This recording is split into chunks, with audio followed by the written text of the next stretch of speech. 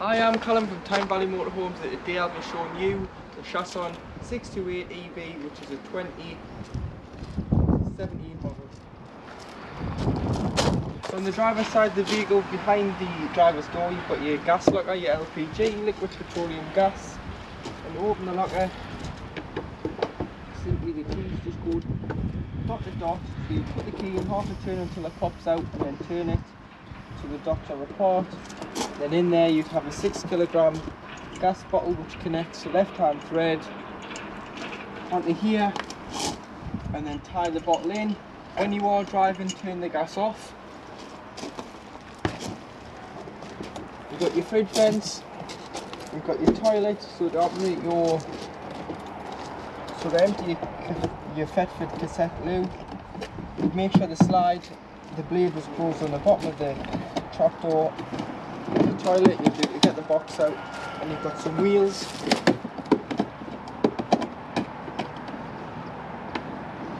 And empty, take the cover off, press the button and tip away. Once you've tipped it out, put some water in, give it a rinse out and tip again. And then if you're using the chemical in the liquid form, cap full into here, and then it's ready to go back into the vehicle. If you're using it in the tablet form, put a pint of water in and drop one straight down the toilet, and that will break up into the chemical.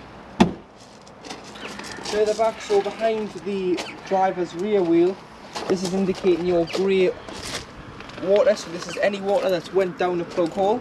So to empty, you'd normally drive over a grid on the way out of the site and just pull the handle, and that will drain off like so.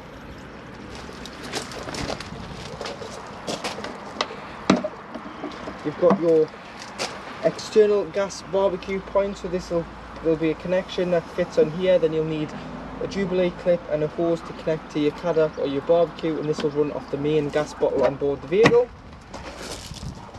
And then you've got your garage area, so in here you've got your awning handle, obviously your carpets, your rafter bar, so this is your centre bar for the awning. You've got a light, and obviously this bed does go up and down to give you a bigger storage space, but when it is down you can put that like so you don't get a draft from the garage.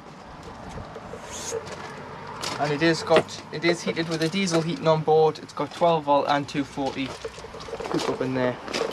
And coming around the back, reverse camera and high level brake light, and these are the support bars, so should you get a bike rafter you'll clip into there. So this is where the body at the back panel has been strengthened, and should you get one reverse sensors in the future, they'll just fit into here and give it the factory finished look.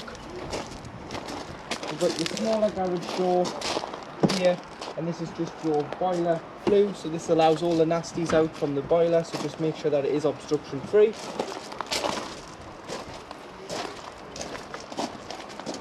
This would be where you took the vehicle up with. So you'd hook up here, so you'd lift the collar back on the hookup lead and hook the vehicle up, and then to unhook you'd press the small tab here and unhook, so it would just be like this. So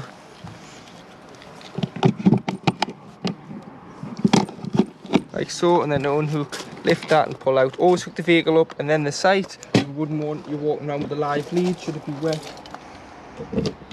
or should the lead be damaged in any way. I wouldn't want you getting hurt on your holidays. And then in here you do have all your charger, all your blade fuses, so it would be a good idea to go and get some spares. These just run off through the 12 volt, and then you have got your trips on the main 230-40 supply. And this is where you fill your fresh water. So buy yourself a hose pipe with some fittings, because it's normally just a brass tap on site. Put your hose pipe into there, and you can either fill it until it overflows and it's full, or fill it until you're happy with the water on board, and you can see on the main control panel your levels. This is your travel drain, so you've got a full tank. Obviously it's quite heavy. You want to start traveling again, it's going to use a lot more fuel if you're going to run around with a full tank of water. So if you just lift that up and then go and put the pump on in the tap and bleed it through, and basically when you put the pump on, this will start spewing out the bottom of the van, and then that means it'll take it from 100% to 20% of water in the tank, and then to drain it fully underneath the vehicle is a bung. So it's just a 15mm white fitting there, so it's just a 15mm plumber's push fit fitting. So in the winter, when you're winterizing the vehicle, you want no water on board, and basically you would just pull that off. Or if you've taken on any contaminated water or the vehicle's standing, just drain it down and you would just pull that off, and that's all your fresh water off the vehicle.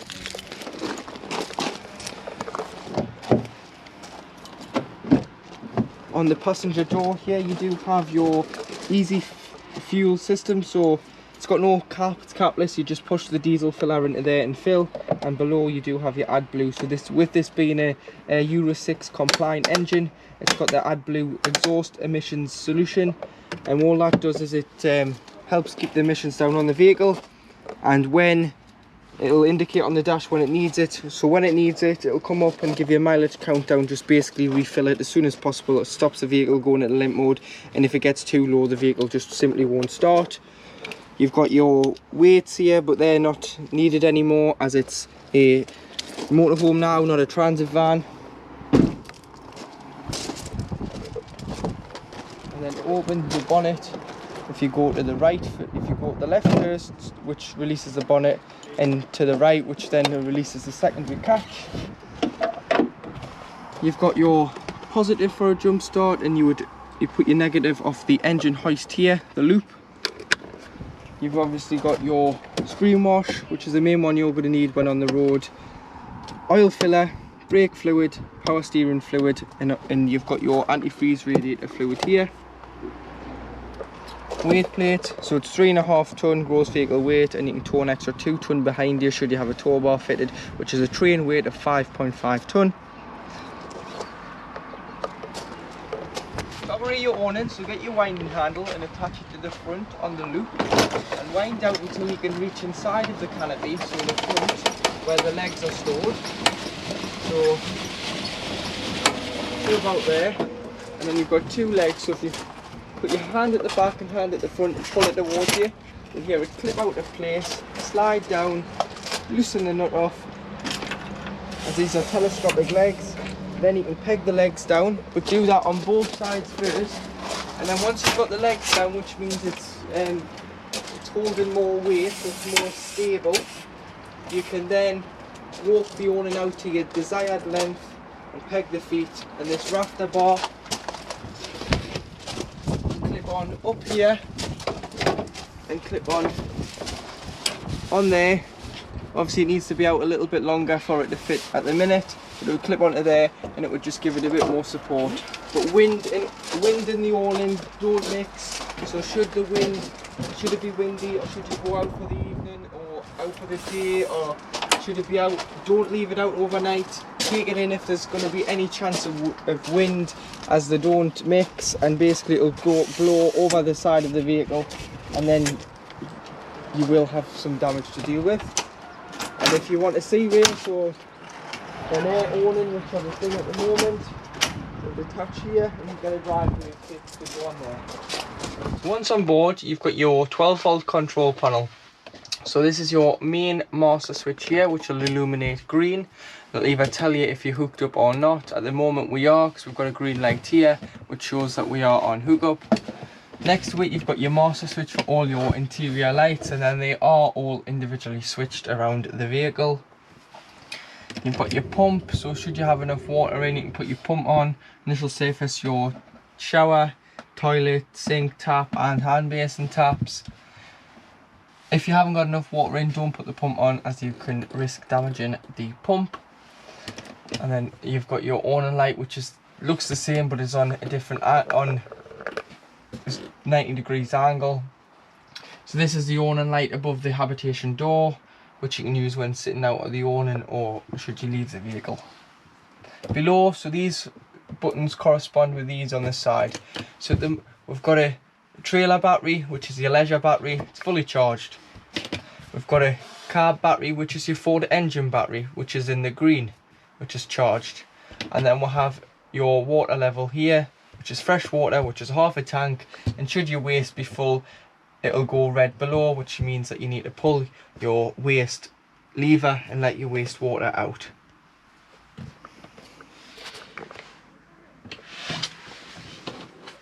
And then these two switches here just do, so one does the lights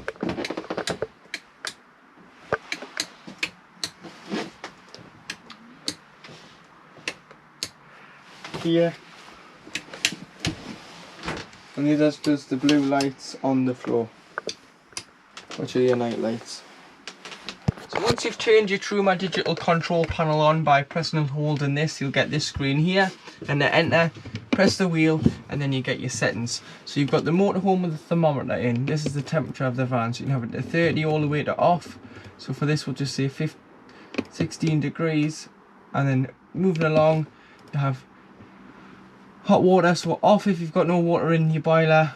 Eco, hot or boost. Boost prioritises the hot water to the heating, so for this we'll just say hot, and this will heat your water. Moving further along, you do have your fuel, so you've either heating your van or water on diesel. Heating your van and water on 1 kilowatt of electric and diesel, or 2 kilowatts of electric and diesel, which is mix 2, which you'd use in the winter months to boost your heating and hot water. Electric on 1 kilowatt if you're on a smaller CL site, or electric on 2, which you'd use on most main caravan and camping club sites. And then moving along, you do have the fan speed, so eco or high. So eco saves your battery as it's a 12 volt fed fan, or you can have it on high if you are on main hookup. Moving down here, you've got a timer, so you can time the heating to come on and off. You've got your clock, which displays on the main control panel, and should you get a warning triangle here, you can go to the spanner and go to reset and reset the boiler. And to turn off, just press and hold. Also here you have your telescopic status TV aerial. So when you're travelling, do make sure it is fully retracted into the vehicle, and then you can loosen the nut off and push it up for a better signal. But the tip is to look where the other motorhomes and caravans are pointing where you are, and you've got a toggle here to change the direction of the aerial. And you've got a booster here, so should you be struggling to get a TV signal, you can boost your signal, or you might need to lower it should it be too strong. So to operate your fridge freezer, so if you turn on here, this is your energy source selection. So A means it's automatic, so it'll automatically find the best energy source. So at the moment we're hooked up. If I was to take the hookup out, it will change to the gas as the gas bottle is on and turned on, so the gas is in the system, so it would come through. Or if I was to start the engine, it would go to the 12 volt setting. Or you can manually override, so you can go to mains hookup,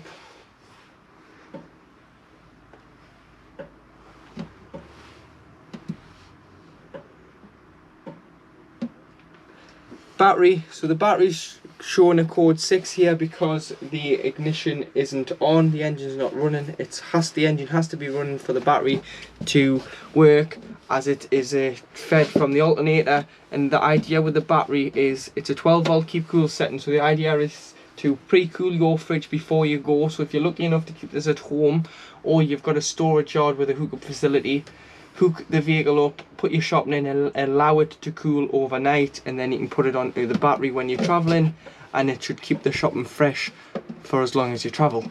Or if you weren't anywhere near hookup, you've got to use gas. So if this is wild camping, or if you are trying to pre-cool your fridge with no electric, you'd use gas. You hear it trying to ignite there, and then you do have your temperature and your main. This is just to allow heat round the door, stop the rubbers from freezing to the freezer door. And obviously when part of your winterizing, so when you're leaving the vehicle stand for any length of time, clean your fridge out, take all your food out, clean it out, pull these out, which are just underneath the catches, which stop the doors from closing fully, because the last thing you want to do is close the door and trap the air in. So you can just put them into there, and it allows air ventilation in, so you shouldn't get any bacteria or mold growing in your fridge or your freezer. So in your kitchen area, you've got 3 gas rings. There you are. So if you've had the gas off for any length of time, it's always best to bring it through on the hob, and then it'll mean lighting your fridge and your oven is far easier. And obviously once you've had this on, do allow it to cool before you put the glass lid down. Should the pump be on, your water will kick in, There, it's getting lovely and warm. Got your cutlery drawer, some storage.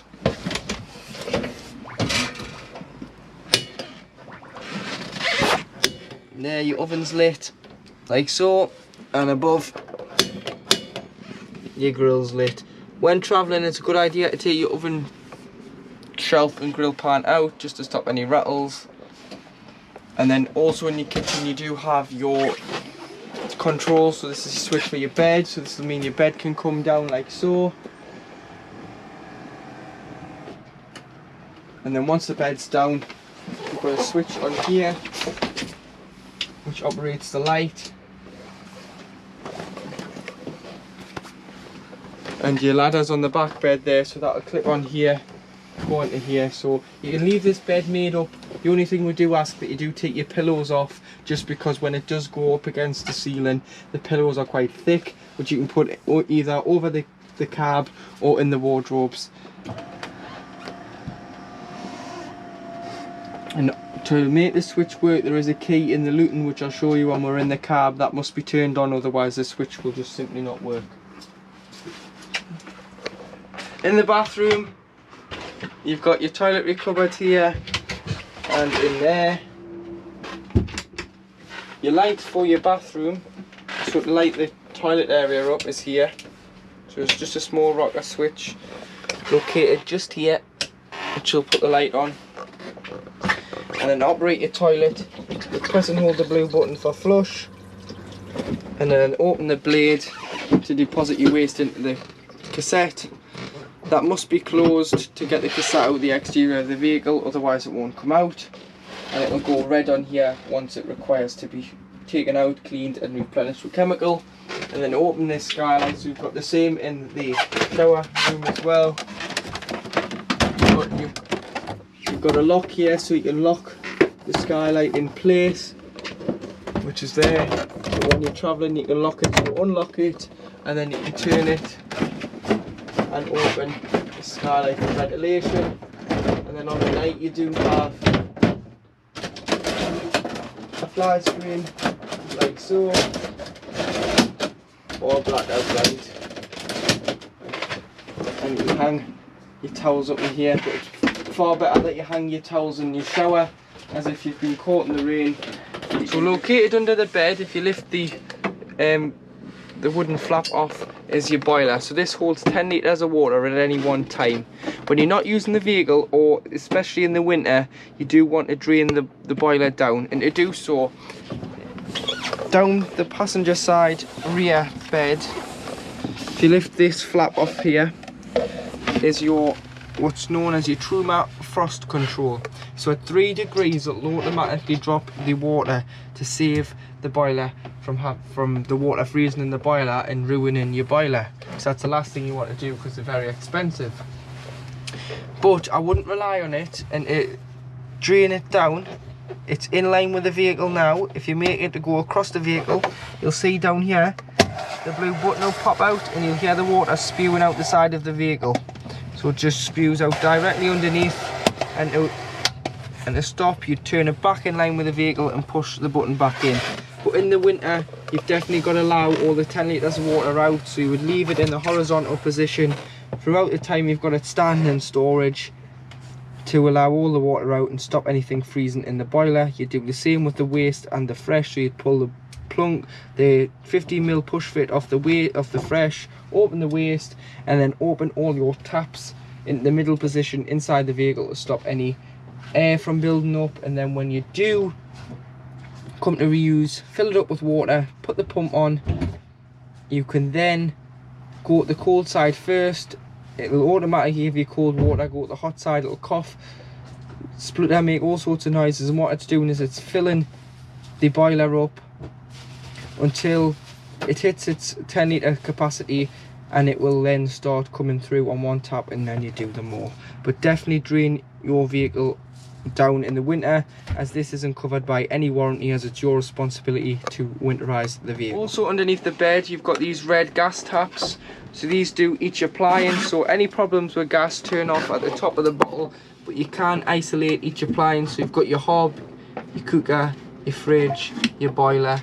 But these are mainly for when the vehicle gets habitation service. The technician will test the gas is working to the right standards. So to wind your easy bed up, inside you'll find the handle. So if you just lift that out of the clips, push it into here, and it'll connect onto that bar there, and then you'll be able to wind the bed up or down.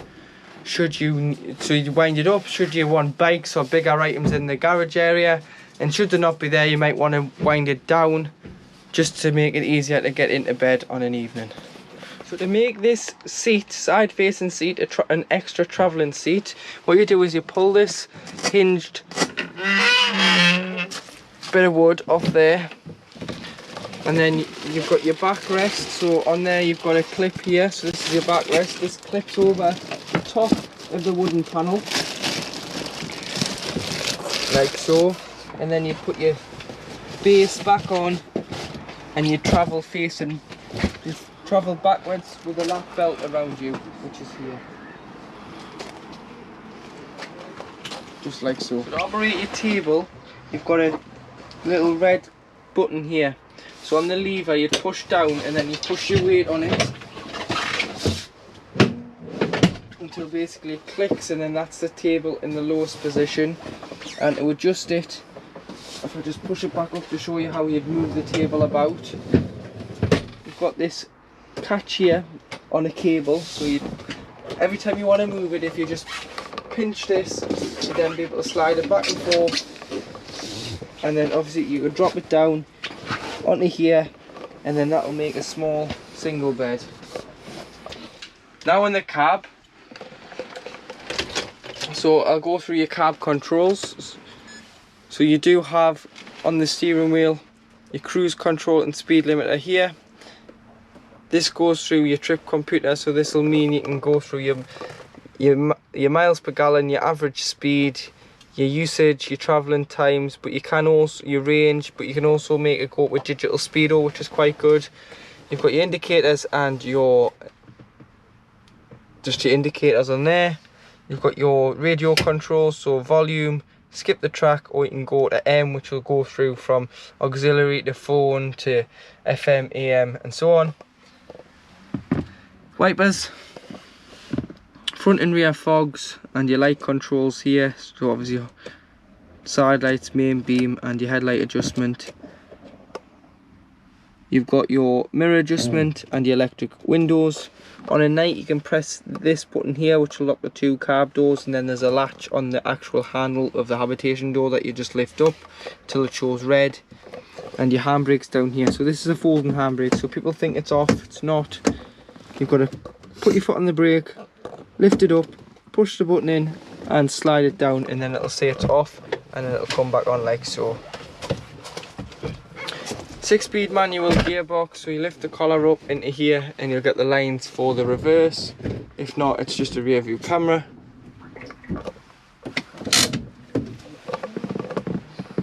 You've got your radio, so it's FM. You press 1 to 9 to save all your channels, or you can press again to go to AM. Auxiliary, either Bluetooth or USB, or a 3.5 mm jack in here. And to lift this up, there's just this catch here on the top, and you've got a 12 volt, so this is a good place to put a sat nav on the windscreen and hide your wires in here.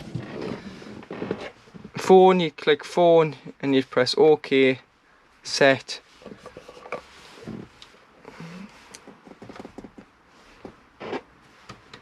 So no phone settings, and then you can go through your date and time.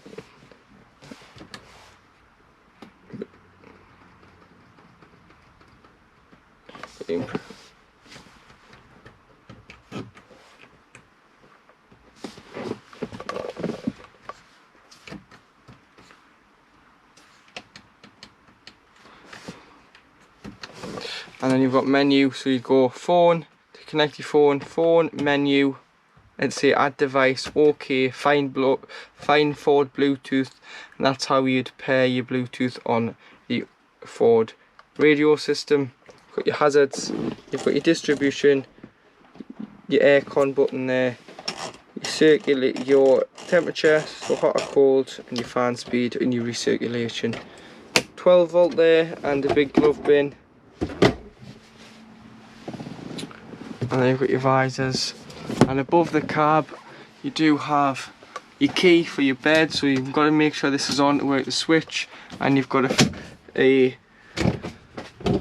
big skylight which allows a lot of air in, so if you loosen the tabs off you can push it out and it'll stay out, push it all the way in to bring it in. Obviously skylights and windows must be shut when travelling, they're not meant to be open, and you've got a blind and a skylight there, and a fly screen, sorry. And operate your lights, so these lights, there's just 2 little rocker switch behind your curtains which will turn these lights on when the power's on, and 2 USBs for charging off the leisure battery.